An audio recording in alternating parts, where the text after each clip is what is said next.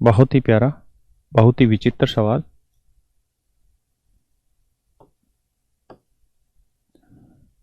उम्मीद है आपने सवाल पढ़ा होगा। सवाल में कह रहा है a man deposited a certain amount in the bank at the end of each year. एक आदमी 10% साधारण ब्याज की दर से प्रत्येक वर्ष के अंत में कुछ धनराशि बैंक में जमा कराता है। हर साल के आखिरी में 10% की दर से एक निश्चित धनराशि साधारण ब्याज पे बैंक में जमा कराता है ताकि 5वें वर्ष के अंत में उसे बैंक से 4200 रुपए प्राप्त हो। ताकि 5वें वर्ष के अंत में उसे बैंक से 4200 रुपए मिल जाए। तो ज्ञात करो कि हर वर्ष के आखिरी में वो कितना पैसा जमा कराएगा और कितने साल तक जमा करा रहा है, 5वें साल तक। तो मेरे प्यारे बच्चों एक बात बताओ, कह रहा 5वें वर्ष तक वो पैसा जमा करा रहा है। ये पहले साल, ये दूसरा साल, ये तीसरा साल, ये चौथा साल, ये 5वां साल। क्या वो पहले साल की शुरुआत में कुछ जमा करा रहा है? क्या वो पहले साल की शुरुआत में कुछ पैसा जमा करा रहा है? तो आप कहेंगे ना सर, पहले साल की शुरुआत में वो कुछ भी पैसा जमा नहीं करा रहा। इस माइक ने गर्दन टेढ़ी कर दी, ऐसे करनी पड़ेगी है। तो पहले साल के आखिरी में उसने पैसा जमा कराया, क्योंकि प्रत्येक वर्ष के अंत में, यानी शुरुआत में तो कोई पैसा जमा नहीं करा रहा। तो मैं आपको समझाने के लिए मान लेता हूं कि यार हर साल के आखिरी में 100 यूनिट वो जमा कराता है।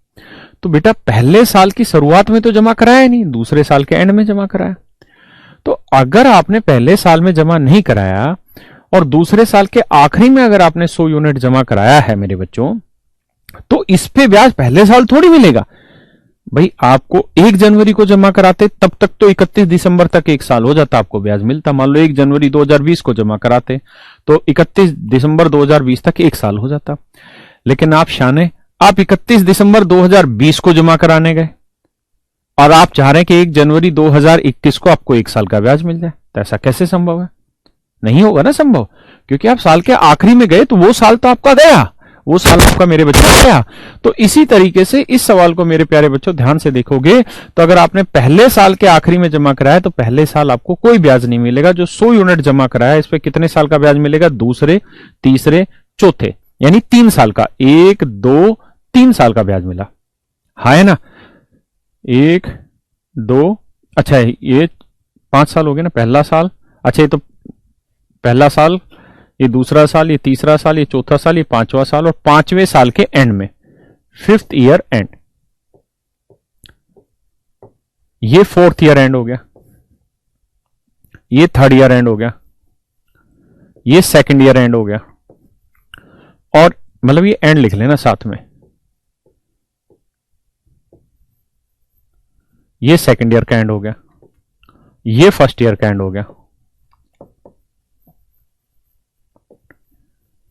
और ये हो गया जी 1st ईयर बिगिनिंग।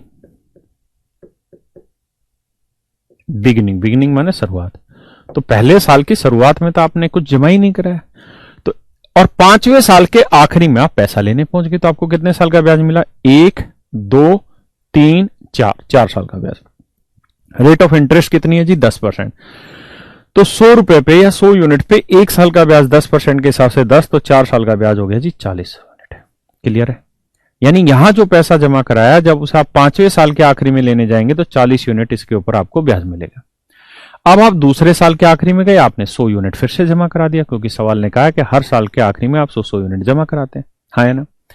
तो अगर दूसरे साल के आखिरी में आपने 100 यूनिट जमा करा दिया मेरे बच्चों, तो फिर वही कहानी दौड़ेगी कि भाई इस पैसे पे यहां तो ब्याज मिलना नहीं, इससे आगे मिलेगा, तो 1, 2, 3 साल का ब्याज। तो 10% की रेट से 3 साल का ब्याज बना 30।